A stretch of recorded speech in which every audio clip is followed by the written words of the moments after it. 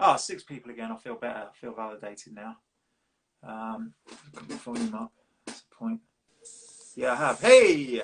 There we go. There we Figured it go. out. Oh, I've got things as well. But anyway, whatever. But How are you? I'm very good, thank you, mate. How are you? I'm well, thank you. Yeah. I thought I'd get Rex on because he's been doing a lot of stuff recently, and I'm sure he's got a lot of stuff to talk about. Because, and the main thing being this gig, this online gig you're doing, right? Yeah, I've been working on how do I even explain this? It's kind of like a streamed gig. It's pre-recorded, um, but it's almost in movie format as well because it's all edited really cool. And I don't know if you or anyone watching saw the recent David Bowie tribute stream that was Rolling Live Studios. So Yeah. it's the same platform as that, the same editor, and yeah, it's cool, and it's called Rock in the Trust. We've got some great people on it, and all the proceeds go to the Music Venue Trust Crisis Fund. That's brilliant. Which is all the small So venues. It's all the independent venues. Is there any specific areas of the UK, or is it just all over the no, UK? so the Music Venue Trust helps to kind of protect grassroots music venues, and they've been doing this for a decade or so anyway, I believe. Oh, right. Um, they've managed to do some really great things like change legislation to protect music venues from, naughty landlords that move in and then complain about noise and things like that. So they've already Yeah. managed to do some great work.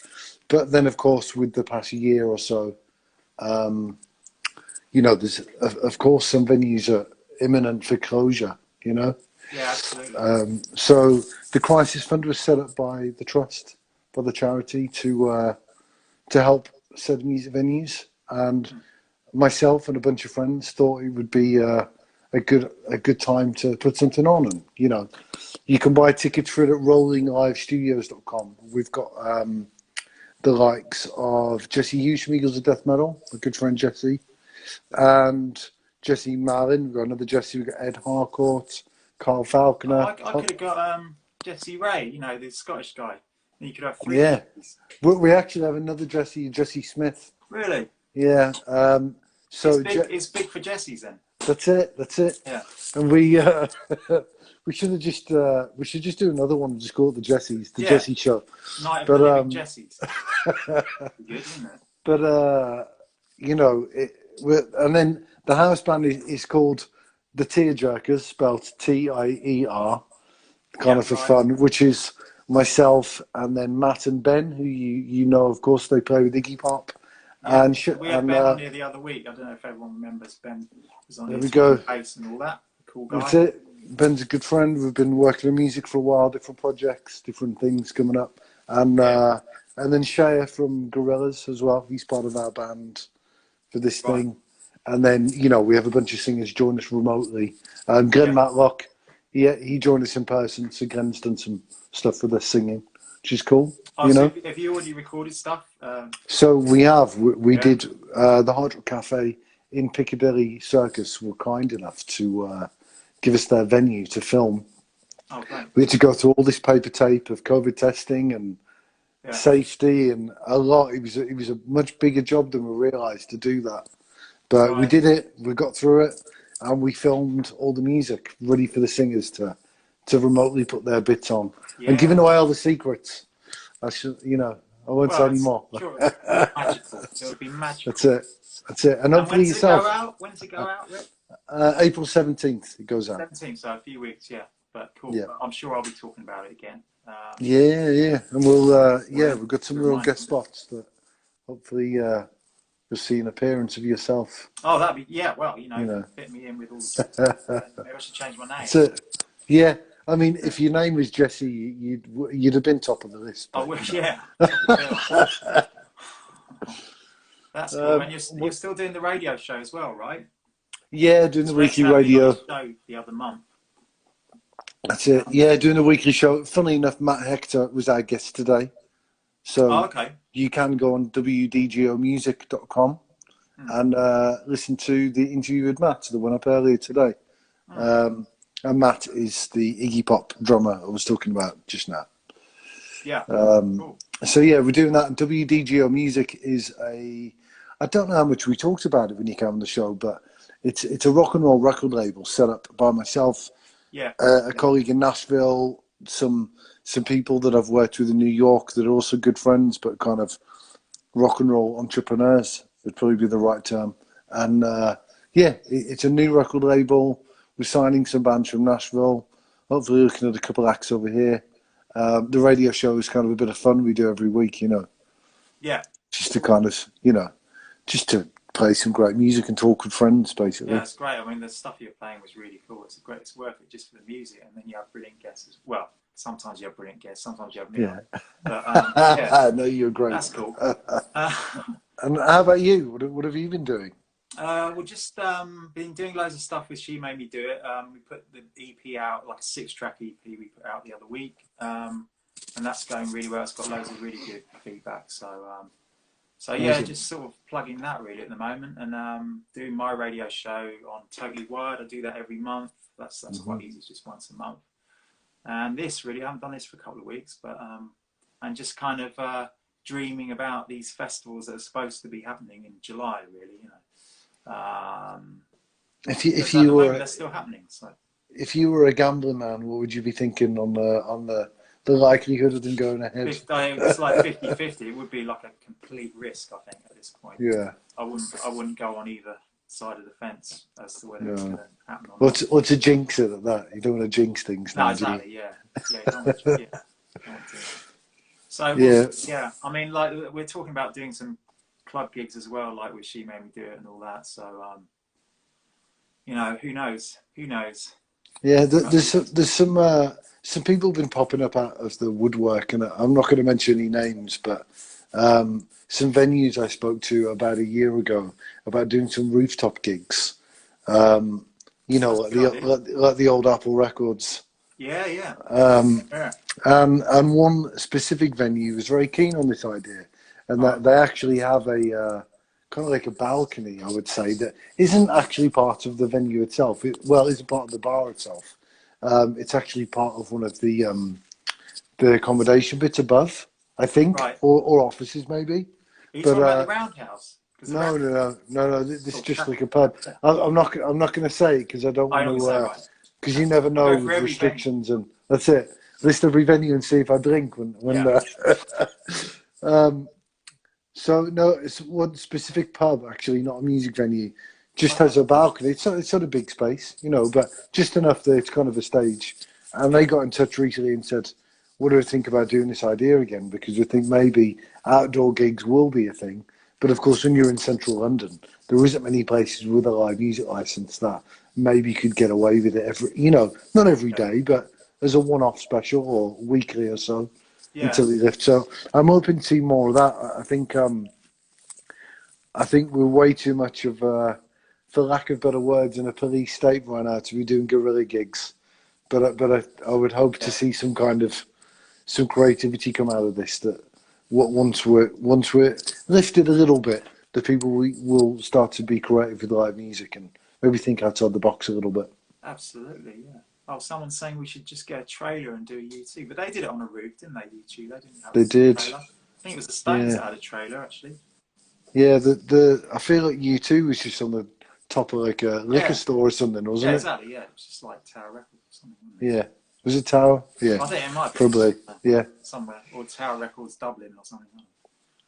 But, yeah. So Rex is in fact a guitarist as well. So and you own a studio, don't you? I do. I've actually moved studio since you were there last. So I'm now in Colindale in northwest London. For those of you who don't live in London, that's basically suburban London. It's it's a few miles out of the centre. But so I'm in Colindale with a good friend Tim Bazell. He's been working on this Music Venue Trust stream, and we have a little studio that's self-named Windy Ridge because it's behind this funny old little Tudor house, and the house is called Windy Ridge, and there's an old wooden sign that says Windy Ridge, so you can't call it anything else because that's what it is. That's quite a cute little name, actually. Yeah. So it's a very cool, strange little studio. There's a little it's on top of a hill of a residential street with this kind of, it's had kind of like an old Tudor style house, and then you go behind the house down to the end of the backyard, and there's a studio there. Right. So you'd never know it was there. So it's a cool spot. And we've got all analog stuff in there. You know, we've got analog mixing desk and array of guitars and cool stuff. You know, if you're willing to nerd out in that way, there's plenty of cool stuff. Yeah. So yeah, I've been busy the past year producing odd bits for friends, and been working with Ben on something with a fellow called Charlie Benazza. If you're listening, Charlie, hey. And JJ Story, who was in Gang of Four. Okay. So that's a cool little kind of EP is that that's the coming original together. Gang of Four? JJ's not the original singer. Yeah, because they had a load of new guys in, didn't they? Yeah. That's it. So JJ's much younger. He probably wasn't even born when Gang of Four started, actually. But I've seen some of the recent live stuff was amazing. You know, obviously that was before they lost the guitarist, wasn't it? Andy, yeah. Andy, yeah. But that's cool. So yeah, He's a singer. He's the singer, yeah. Right, okay. So yeah, no, that's cool. That's kind of come together in lockdown. I'm not sure how much I'm supposed to say about that, but there we go. And then yeah, just been working on some different stuff with friends. Before that, I was busy touring. You know, I do a lot of tour production as well as playing. I was lucky enough to do the Eagles of Death Metal tour. I think summer 2019. I was doing a bit of production and playing. Yeah. Crossover gig. All right, well that's cool. So And did you just do a few songs every night, or? yeah, that was it. Okay. It was all very ad hoc. Yeah. And then I do tour production with a band called Kaleo.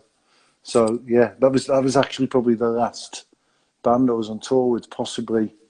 Was with Kaleo. We did the Rolling Stones tour in the States, and then that's a lie. I was working for Glenn Hughes as his bass tech briefly. Oh, okay. Before he joined the Wow. Yeah, before he was before he went off to do the Dead Daisy stuff, he was still doing his Glenn Hughes kind of doing all the Cats and Deep Purple stuff, you know.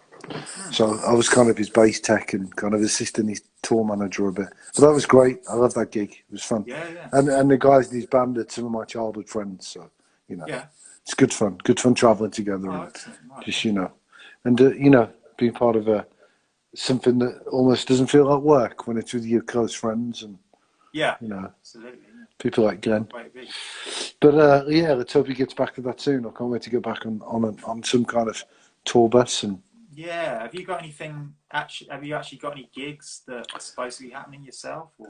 Not really. I mean, yeah, we just did the stream thing, which is totally different. There's some maybes in the pipeline. I put out a record only a couple of months ago under the Novahawks with my good friend Heather. It's kind of a blues rock and roll album. We've got like two guys from like Kaleo and the ex-Black Crowes members and stuff in there, and. You know, we put that record out. We actually finished the album just as lockdown began a year ago. Right. But then the label kind of did the typical, well, you can't tour, so it's not going to come out yet. And then it took a while to get mixed and mastered, purely just because, you know, everything slowed down, didn't it? So, you know, we kind of just left that to kind of behave to its own accord, really, you know. What was the intent? Were you going to actually play live with that then? Yeah, we were booked for things like Rambling Man Fest. We had some. Oh, okay. We had some shows lined up in California and New York. Right. Yeah, we had a few things lined up that just didn't happen. In fact, if you go to the Viper Room, the poster's still in the Viper Room glass thing at the front because it's been that long since the Viper Room's had a show as well. Yeah, so we were supposed to play there. But Viper Room's always fun, you know. Absolutely, yeah. I played it once, and I've been there a few times. Yeah. Yeah, it's a cool little spot. And then, so yeah, you know, that album, we kind of left it to behave to its own accord, let people finish their jobs as and when they could, you know, suitably for them. And then it eventually came out in February. It has come out, right? Okay. Yes, it came out. You know, we got some alright press, classic rock, and Yeah, you know, stuff like that. There's a couple of music videos out. If you type in the Nova Hawks Voodoo or the Nova Hawks Redemption, you'll find some videos. I'm going to check that out. Yeah, yeah. And then, yeah, I mean, I wish I could say more exciting things are ahead, but you know, if I continue on the Kaleo trip doing production, there's a US tour book for next year. But Well, that's very but exciting. let's Yeah, see how that goes. You know, yeah. I mean, everything's up in the air, isn't it? So anything could for be sure. There seen you go. as Look, definite that might not be definite tomorrow. You know? Charlie Benazza just joined. We were just Oh, okay. talking about you, Charlie. So hey, and then Illy, shout out to Illy. Nova Hawk's amazing. Thanks, Illy. I need to check that out. Yeah, it's a great name. Who thought of the name? Heather, the singer, thought of the name. Oh, okay. It was. You'll have to ask her. I actually can't remember what that is or why. I should know that. But yeah, how about you? Have you got anything lined up that is, you know, next summer? Are you still?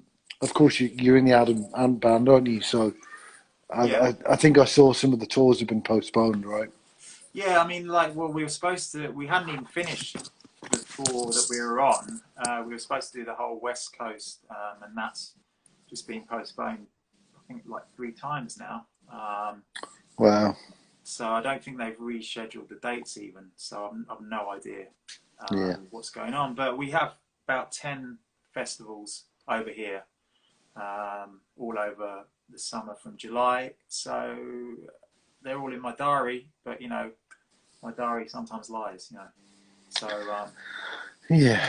Well, not so much the but diary, but the ghostly virus well, that's yeah, getting us. people lie, yeah, yeah. So yeah, but you know, there is stuff that stuff will happen when it happens when it's able to happen, which is good news anyway. Yeah. At least the intention is there, I suppose, you know, Yeah, for sure. for my job to carry on.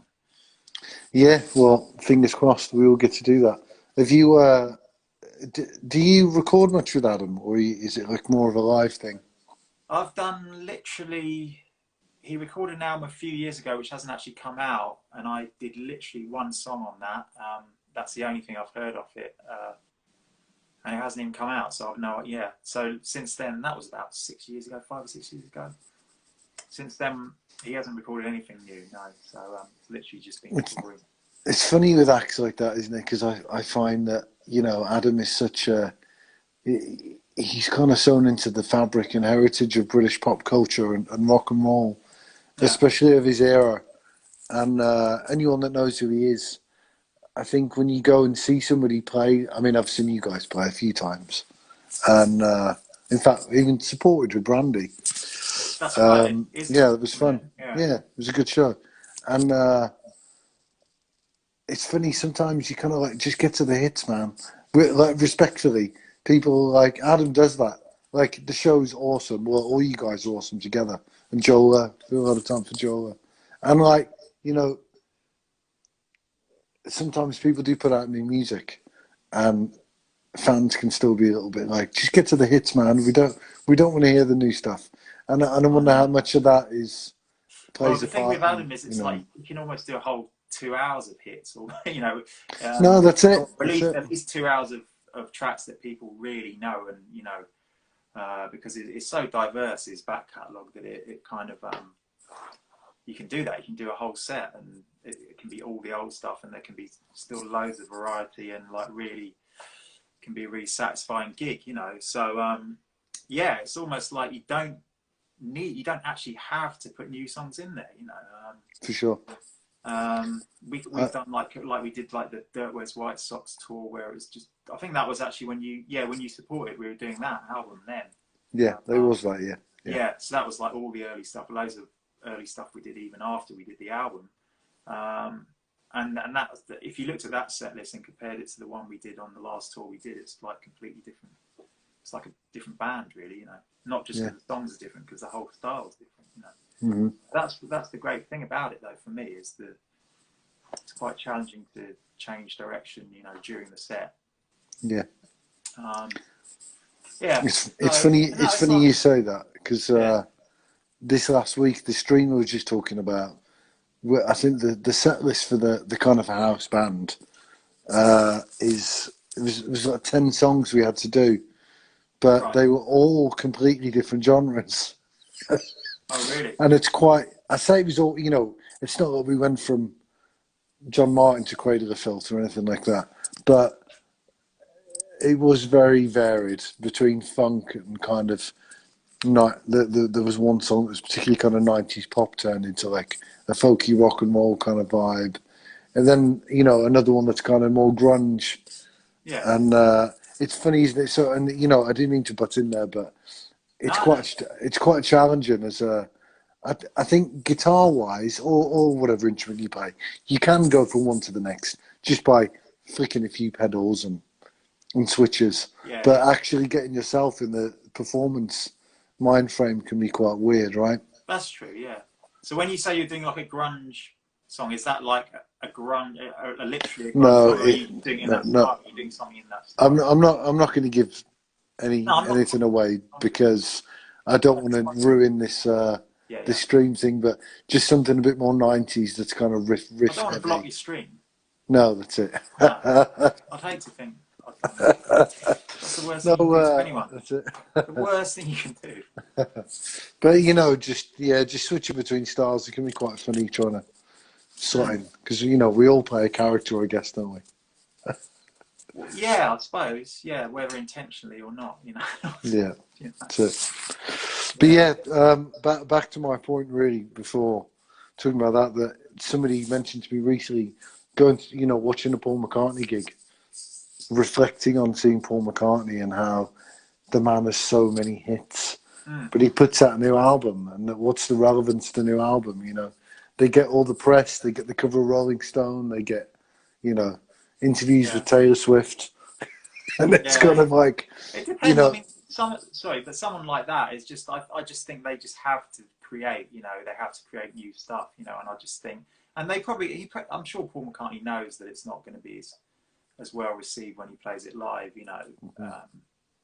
But it's just like I just think they have to do it to keep going, and some people don't. Some people can just rest on their laurels and sort of put it all into like revamping what they're famous for, I suppose. yeah.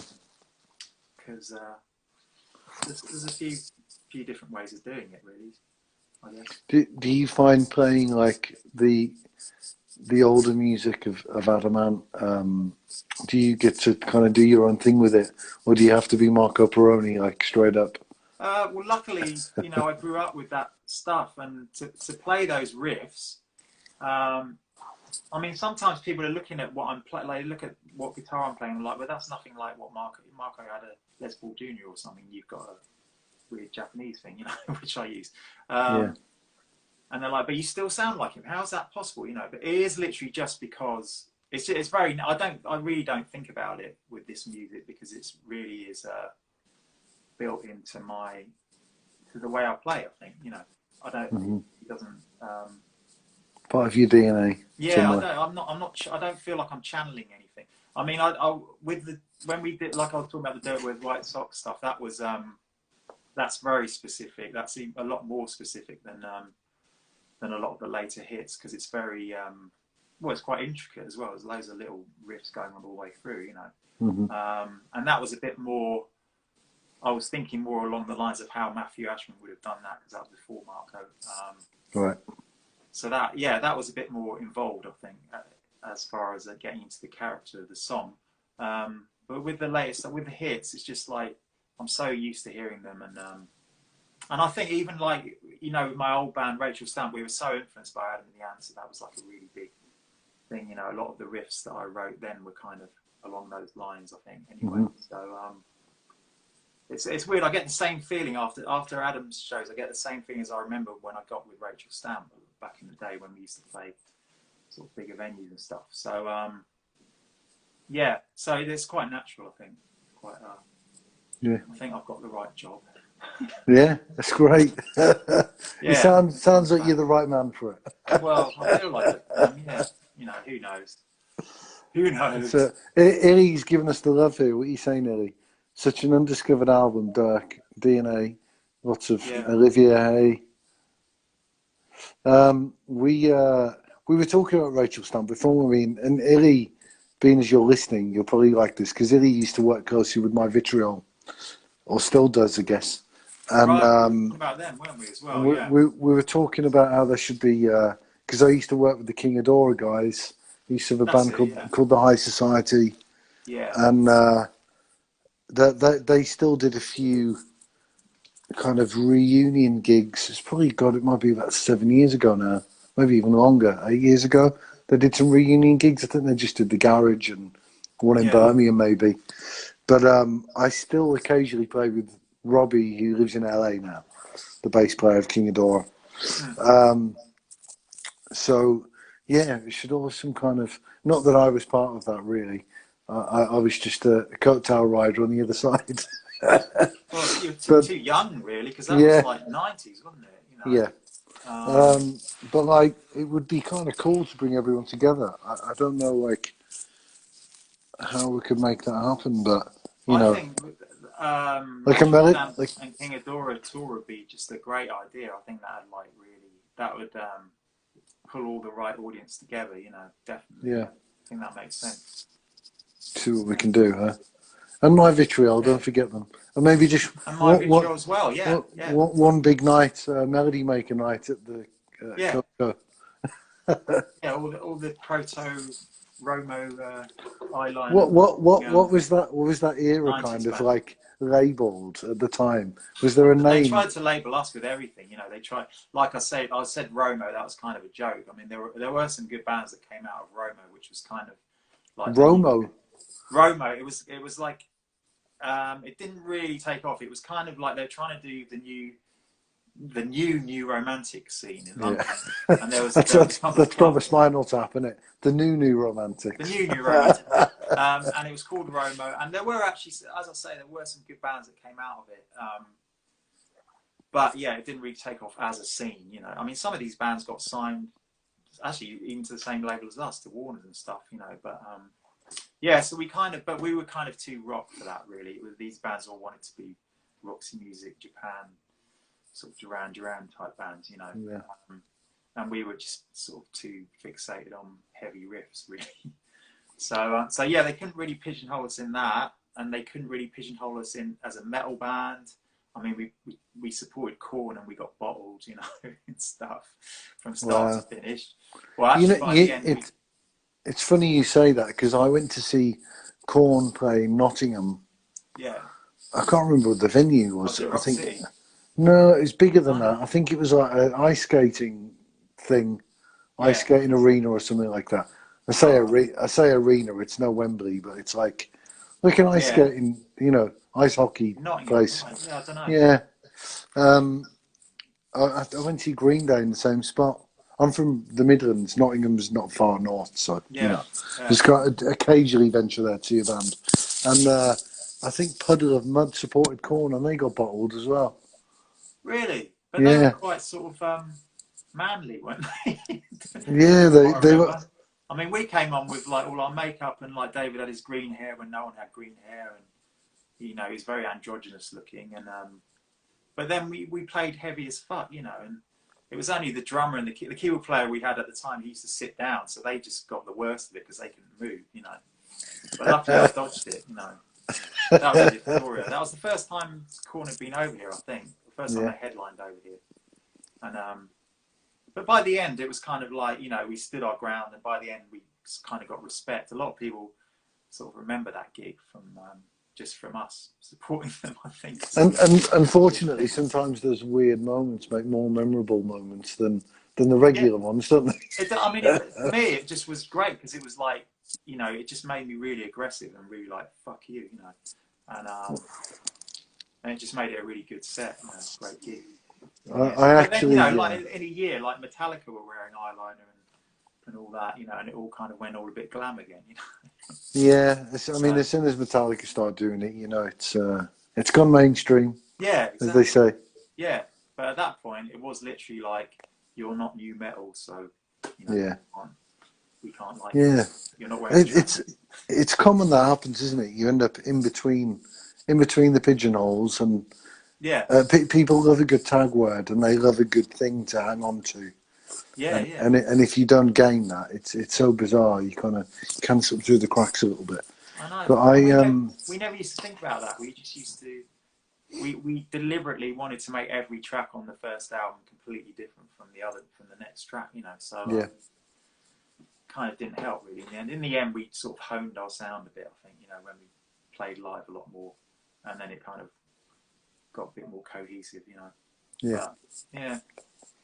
We're thinking of sorry to go back to Corn, but one of my childhood, one of my teen memories was travelling to see Corn. I was at high school. I was I think I was 15. All right. If either of my parents are watching this, I'm sorry, but I lied and said I was staying at my friend's house. Oh. And we all went to Wembley Arena to see Corn. Me and a bunch of high school friends. It really was something like out of a crap American film. We all got on a train, Road trip. and we all got on a train, and we spent the day in Soho, creeped into a peep show, and got kicked out. Right. and then ventured over to Wembley. Yeah, because we're too young. Yeah, and then creeped over to. Creeped into the peep show, got kicked out, and then went over to Wembley, and got drunk underage. Went to see Corn. It was quite a memorable day. It was good. Oh yeah. Yeah, but I suppose we've all got those memories of. It doesn't really matter what the band is. It was more about the social side, Oh, definitely, yeah. Oh, I remember getting thrown out of Wembley Arena. Actually. Where are you from originally? I'm from London. I'm from West London originally. Yeah. So Wembley was local for you. Yeah, that was quite easy. And Hammersmith was pretty near. That was where I first sort of. Yeah. Any memorable ones apart from getting thrown out of Wembley, of course? What gig was that? I was a bit older then, actually. That was when I went to see Billy Idol, actually. Yeah. Oh, of all the gigs to get thrown out of, that's quite a good one, I guess. I think so. I don't know. I was just trying to get to the front all the time, and I was very drunk, and I was smoking at the time, and I just was ignoring all the rules about smoking and drinking too much, and ended up being thrown out without even realising I'd been thrown out. I think they just literally opened the door. I thought, oh great! I thought they were letting me nearer the stage. That's what I was trying to do. And I was on the pavement. I was like, oh okay, just go home then. But it was great. Time to go home. It was great what you saw. Yeah. About Hammersmith, because that's quite a memorable venue, isn't it? I always think Hammersmith's world famous for hosting so many memorable shows. Yeah, definitely, yeah. Who did I see there? Also got Mind Walk there, and Faster Pussycat, and a lot of bands that you think wouldn't have been big enough to play there, but they ended up playing there. Like that. A few pop bands. I saw Thompson Twins there.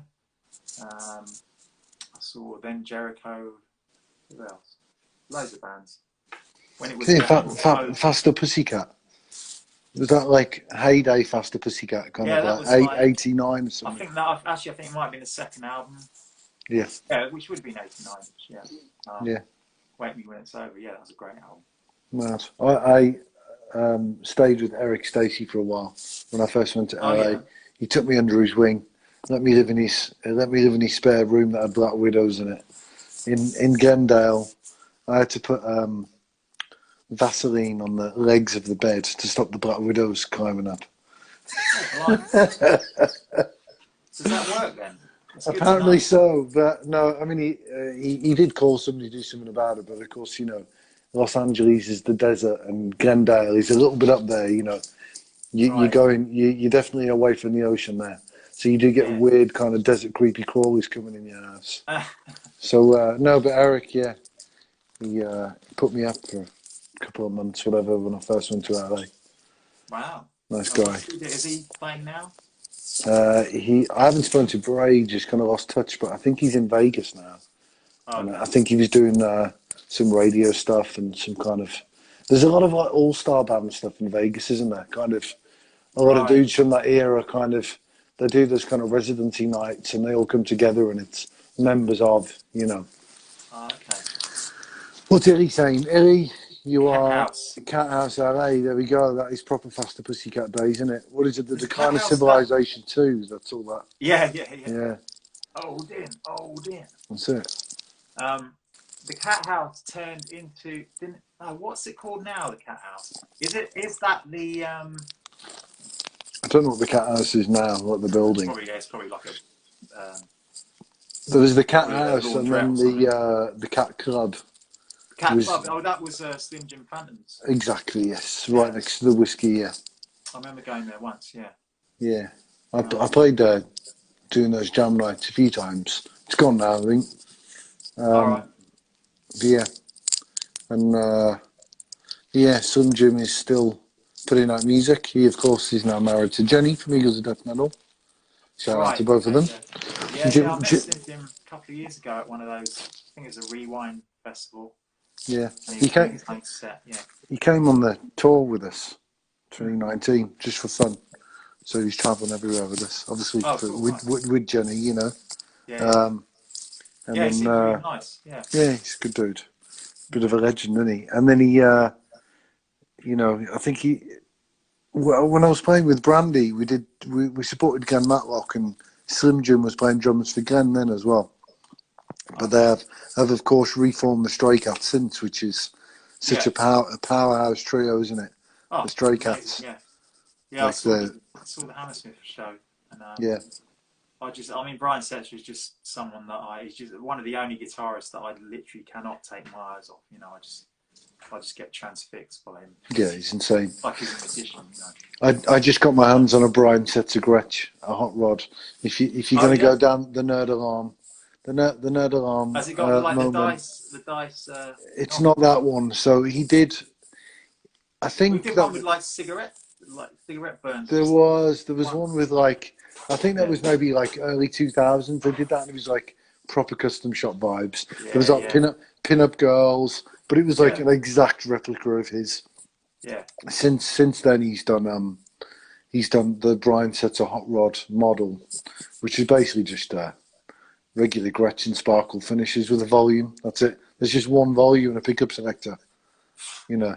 That's all he needs, you know. That's it. So I usually play Les Paul Junior, so I'm a big fan of just like basic guitars. I dig it. Perfect. And what more do you need? Exactly. Bend them into shape. Do what you got to do. Just twiddle the stuff and get it working. You know. It's the same with playing as well. You know, if you play a wrong note, you just bend that into shape as well. No, exactly. That's it. Yeah, I'm all about that. I love my juniors, my simple stuff. You know. But yeah, I just got my hands on one of those, and it's green sparkle Brian Setzer. So if you follow me on Instagram, look out for it because. I didn't notice that. I need to check that. No, I haven't posted it yet. I used it on this filming thing. Yeah, I used it for the first time on Monday. So. I've always wanted a green. I've never had a green guitar actually. Any kind of green would be nice though, apart from Dayglow or something, I guess. I shouldn't boast at all because I shouldn't be going, oh, I've got loads of guitars. But I recently got the green sparkle Gretsch, and I also got an emerald green metallic Gibson 335. Wow. But it's kind of more like a surfy teal kind of colour. It says emerald green, but it's not really. It's got like a slight turquoise to it. I just thought of like Lucky Charms or something. Yeah, that's like, the colour says emerald green, but it's not. It's kind of more like a turquoise green, metallic. Right. Nice. That's cool. How many guitars have you got then? Too many. You've got loads, haven't you? Yeah, like it's a little bit of an addiction. But I'm fortunate enough that I have worked very hard to build relationships with brands, and I do get looked after. They're not free, but I do get looked after, and Gibson especially have looked after me very well. So shout out to Gibson, and shout out to Gretsch because they did look after me with this one, and is what it is. But I do have a lot of guitars. It is an addiction, but I'm always getting rid of them and trading them and swapping them, and Yeah. I kind of play that game too. Yeah. How about you? Because you mostly use. Sorry, you dropped the phone then. What's Illy saying? He's like, I've got to jump off. Great to see. Let's plan that gig. I think he's on the trip trying to get this Rachel Stamp King Adora thing going. That's a really good idea. Yeah. What was I going to say? Yeah, because you use those. Are they? I don't know how to pronounce it. Is it Tisco? Well, I call it Taisco, and then Tasco.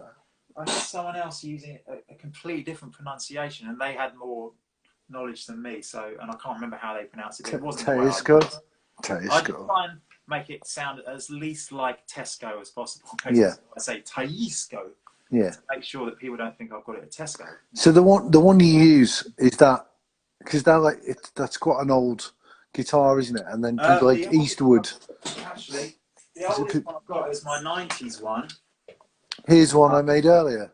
Yeah, that's '90s, but I mean, they made them like this in the '60s, basically. Okay. So, but I've never played an original '60s. I've got a '60s shark fin one that I left that in LA though. But the other one I got, the red one, which I used a lot on that last Adam tour, exactly the same but red. But that was just made a couple of years ago in Japan. Awesome. Because I do see like there's other people making them now, isn't there? Like, yeah, people like Eastwood started making them, but they don't do the apparently the headstocks. They can't use the headstock. Yeah, the license. Trademark. So and I love that headstock. It goes. One of my favourite things about it. So it definitely perfects the shape of the silhouette. Even if it was, you know, a million times better playing, a million times better feel, everything, I'd still rather have this. Still got that, yeah. Yeah, that's the way I am with guitars, really. You know. I think a lot of that stuff in the '60s, especially like the airlines as well, they had a lot of switches, and they were actually made of resin, weren't they? They were like poly something. I don't know what they were. They weren't. Well, this is fiberglass, I think. Is that what it is? Yeah, but I think not sure if my newer one is. But a lot of the '60s stuff's kind of shit, but like quirky. Yeah. But I'd say you're probably better off having like '80s, '90s because it'll be made better, and you know. That's the thing. I've started looking at Voxes. I really, really want to get a Vox Phantom. Yeah, but those things are awesome. Yeah. I've no idea what it would sound like through my stuff or anything, but I just want to get one just because it'll be cool. You could pull that off sound wise, definitely. Yeah.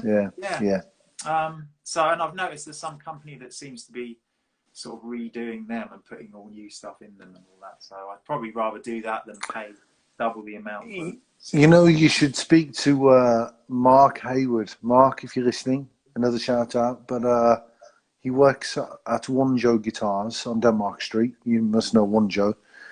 I remember him telling me before that there was something with the Vox guitars that they were at some point in time they were being made, and I feel like it was either in Russia or near to Russia. There was a factory making the bodies and necks, and when that kind of went out of business, they just ended up sitting there for years and years and years. And then this one person discovered this and bought all the bodies and necks and made new ones. Maybe that's what I'm seeing, because there's a shop on Reverb that seems to have loads of different Phantoms. Yeah, so there's these strange, like, they were not the original Voxes, but they were, I want to say they were like 70s maybe. Right. 70s or maybe 80s, and they're kind of like dead stock, but made now, because they were never finished. So they've been finished now. Right. But Mark's your man, and he was working at One Joe, and I was looking at them, and he was like saying that these particular ones were kind of weird because of that. But it was your best shot of owning like a vintage one that isn't vintage kind of thing. I think that's the best way to go, yeah, with these things. I saw an orange one that was so badass. It was really cool, orange and white. Orange. Well, and that was the original colour. Yeah, that was like the new, not new ones, the new old stock. One of them was bright orange. It was super cool. Oh wow, that sounds amazing. Yeah, yeah, that's my next thing. Simon, next purchase. Hello, how are you doing, Simon? Hey, Si. We both know him, don't we? So what else? Well, me and Simon worked together on a brand called Roulette Customs. And right, I was going to ask you about that. Yeah. Yeah. So Roulette is myself and Simon. Simon does all the jewelry. I do jackets. And we kit out rock stars with stuff. And I hate to use the word for lack of better words again, but for rock stars, you know. But you know, people of rock fame wearing jewelry and jackets and things. Yeah. You don't know, have to be a rock star, but it helps.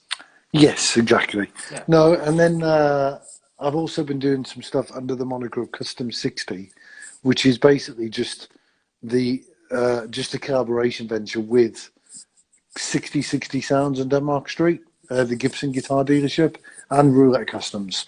So we've been doing some kind of slightly different jackets and stuff for them.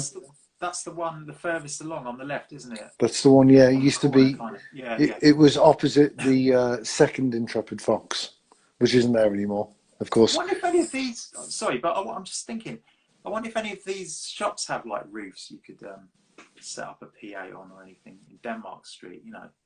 They're currently under a lot of construction. One of them specifically, I know for sure, has a space that there's already something going on there that isn't a gig, but there's a business being built underneath. And for sure, I know that rooftop would fit. I've been up there. Because they're really high as well, aren't they? It'd be well away.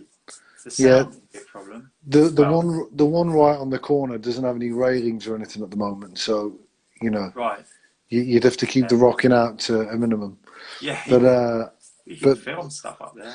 But Youngblood did a video up there. You know the the kind of pop singer Youngblood. So when Youngblood started out, only 5 years ago, I guess, him and his guitar player, who I believe is called Adam, Youngblood was like a little kind of pop punk trio, and it grew into what he is now.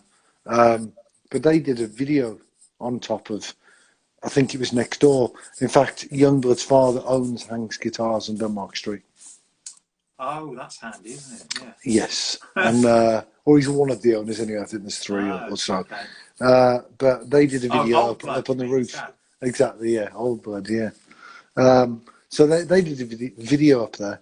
I think it might have got taken down from their channel or something, because that's what the major labels do, of course. They pretend you didn't exist before your first hit album. But yeah, they filmed a video up there, so there's ways to do. But at the moment, there's a lot of construction, because they've kept the fascia of Denmark Street, but behind it is all brand new. It's all new foundations, and you know, there's a new huge music venue right in the middle. Yeah, it's not completed yet, but I did have a look in, and it's like a small academy kind of vibe. To be fair, it could be a good replacement of the Astoria, location wise, anyway. There, isn't it? Right where and it goes underground. It's like dips right down. There's a little balcony, and I believe it's going to be. Don't quote me to this, but I think it is going to be another academy of some kind of that group. But it is smaller. It's it's not like Brixton. Of course, there's no room for that. But it is. It goes underground to make the space, and it is a music venue that isn't finished yet. Okay, that's good. But the developers of Denmark Street had. It's funny because I've heard a lot of people slag them off. I'm not going to mention the names of the people that are running the show there, but I've been getting a lot of grief and hate, and especially in COVID times, because places like Crowbar goes down, same landlords. But that's it. But 12 Bar's a funny one, because the building was actually falling to pieces, I think. I did love the place, but it was falling to pieces. And I think in context of renovation, I don't know how you really leave something like that out, but not to justify closing down a memorable venue at all, but they've done some refurbishment. But it is still there. It's just not open. Right. All the shops are still there. Obviously, I don't know who's going to take them, but they only got the planning permission. It's still Camden Council there. You're not as far as Westminster. So you are in the Camden Borough, and they have been very restrictive about protecting the street. So it has to be music. There has to be X amount of independent businesses. You're not going to have the likes of Starbucks or anybody moving in, because they're not allowed to. Well, that's good, isn't it? So, yeah, and I've been seeing what they've been doing, and they've been very supportive. And things I'm involved in now, like new ventures, that they're being very supportive and, and good about it all. You think all the guitar shops are going to survive? Well, I mean, probably some of them have shut already, right? Yeah, I mean, you've got the main 5 I would say, because you've got Rose Morris have been there since the 60s or something. The One Joe is still there. They moved shop, I think, 3 times because of the renovation. They kept moving, but they've got a nice new spot now that's all newly refurbed. Regent Sounds, of course, the famous Regent Studios, has the Fender and Gretsch dealership in there. Macari's, unfortunately, we lost that. You know, I say I we. didn't know that. Right. Yeah, I say we, the music community. Macari's is gone. We as a people.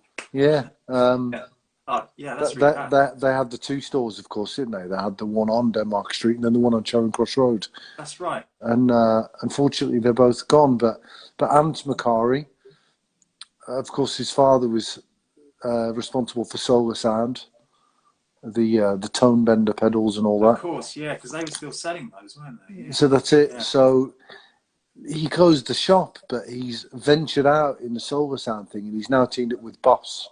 So Boss Pedals are imminently going to put out tone benders. What, the same shape? Are they going to be twice the size of a Boss pedal? They're Boss shaped, but they're tone bender circuitry. Okay.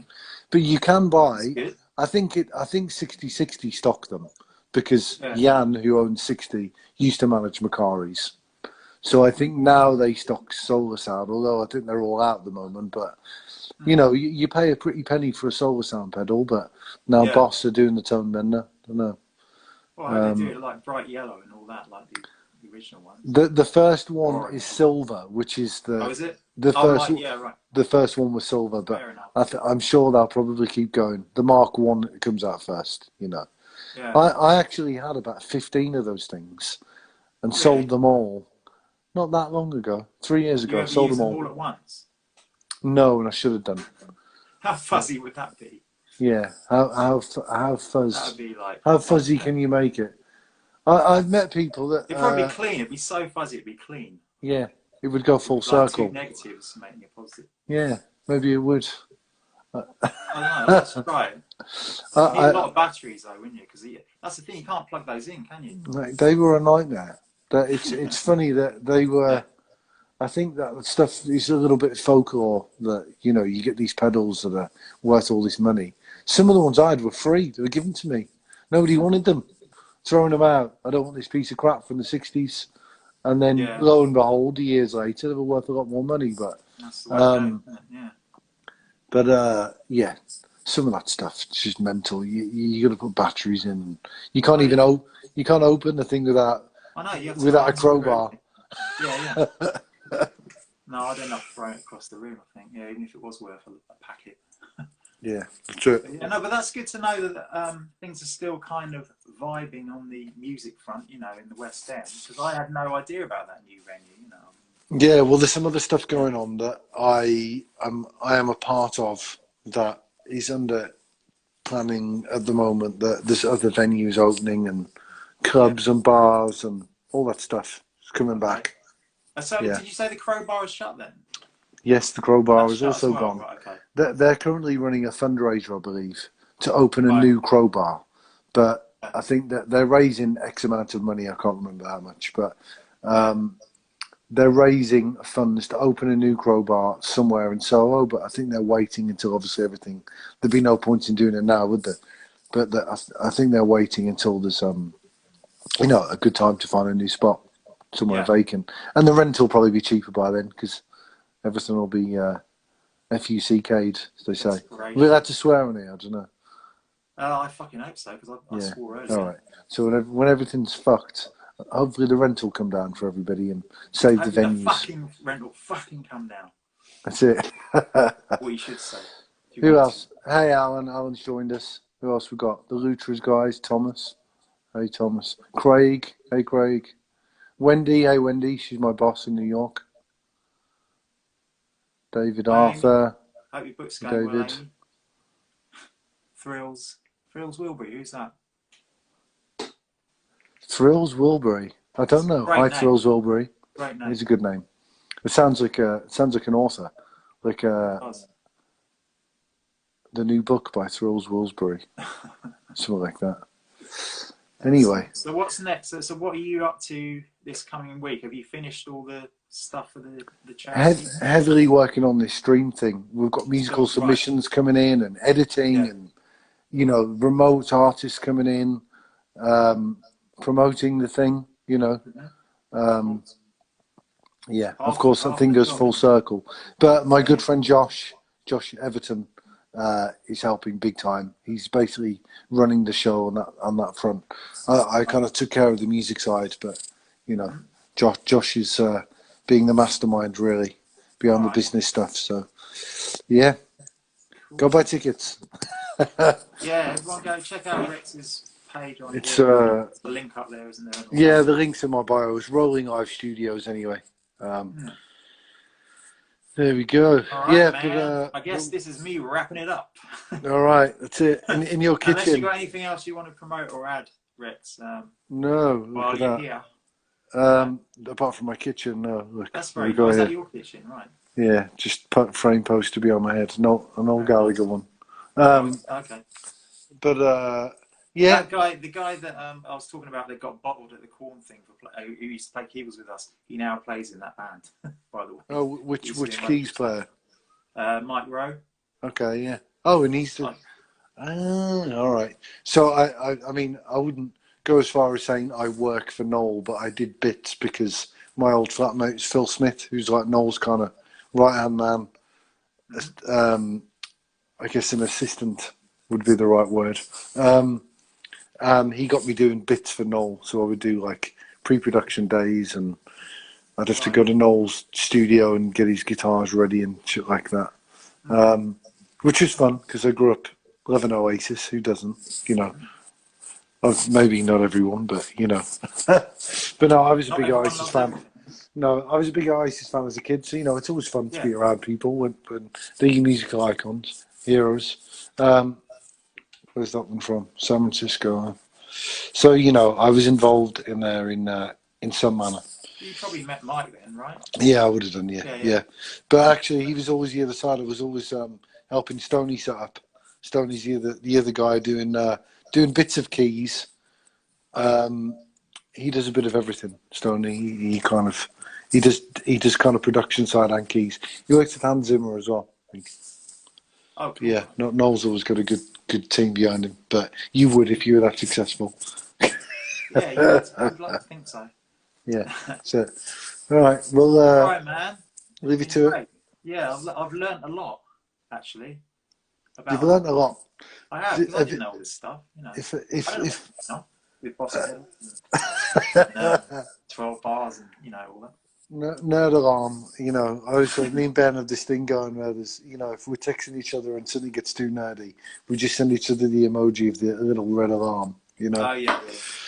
But yeah, no, it's been good, man, and I'm glad you learned some things. I learned some things too. I feel more knowledgeable, but that wasn't hard really. And if I could leave one last word, the scariest thing that I learned recently was that the border of the United States west side, so Alaska, is only 55 miles from the coast of Russia, and it blew my mind. So look it up. Say that again. What?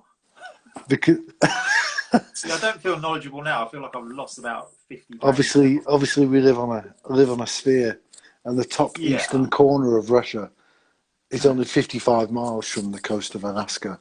So the United States and Russia are only 55 miles apart.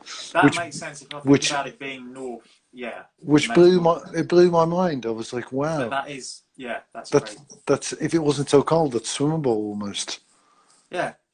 So you could quite easily do a little tour of Alaska and then pop over to Russia. Yeah. Anyway, I was just thinking about, you know, Jerry Springer's last word. I thought I'd just leave a bit of trivia in there. Is that what you Nice one, Jerry. All right. Well, cheers, Rex. Thanks, Will. Thank you for having me, and hopefully see you soon. Absolutely. Thanks, everyone, for watching. I'll be back next week. Thank you. Unless I get another COVID jab, and then I might be too ill to do it. All right. Thanks, man. Take care, y'all. Big Cheers. Bye-bye. Bye-bye.